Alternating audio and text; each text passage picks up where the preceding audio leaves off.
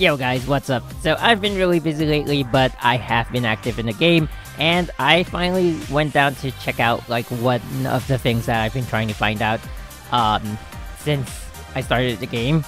Just didn't really have the time or to think of a method to check this out. So I did it on Wednesday actually. I used Divine Prayer and Proto Elberic's Bow in that secret armory of the church stage. It's the one where it drops the Twin Ether Crystal, the Weapon EXP Crystal. And in that stage, when you use your weapon skills, it refills your SP by a certain amount. So what I did was go in with 2 Lightning Empress leaders, and then switch out to Divine Prayer, use her ulti, and keep using the Elberich's Bow's weapon skill to essentially extend the time fracture caused by the Divine Prayer's ulti. So just in case there's someone watching who doesn't know this, every stage has 2 timers. One is the real-time timer, and the other is the in-game timer, and the in-game timer is affected by global time fractures. So that is why, it's not just the movement of the enemies which are being slowed, time itself is actually being slowed. So if you've been watching the timers, you would have noticed that the time here is being slowed by a factor of 10. Now, it's not the same in every stage. I found out while doing this video that in the Memorial Arena, the time fracture isn't as powerful as it is in other stages. So also by using the Divine Prayer's ultimate as a gauge, I found that in the Memorial Arena, time fractures slow time by a factor of 4. So it's not as great as 10, but it's still pretty good because, whatever you do, it only takes like a quarter of the time, right? Also, I guess that enemy movement would still be slowed by a factor of 10, but the in-game time is the only change in the Memorial Arena. Still, that's only my guess.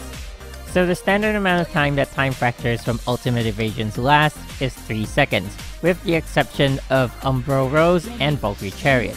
Umbro Roses only lasts for 2 seconds, and Valkyrie Chariots lasts for 5.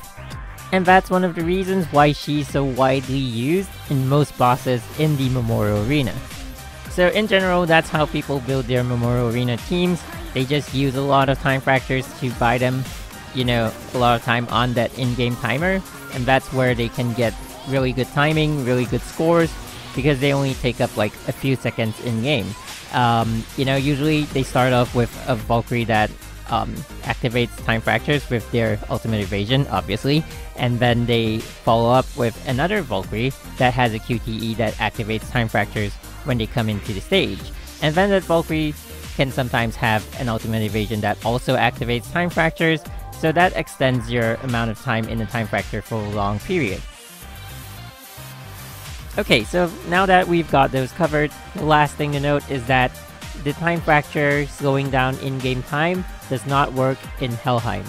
So there is no in-game timer in Helheim, there's only a real-time timer, and it is not affected by the time fracture, well, since it's a real-time timer, right? And it doesn't factor in at the end of the progress rating.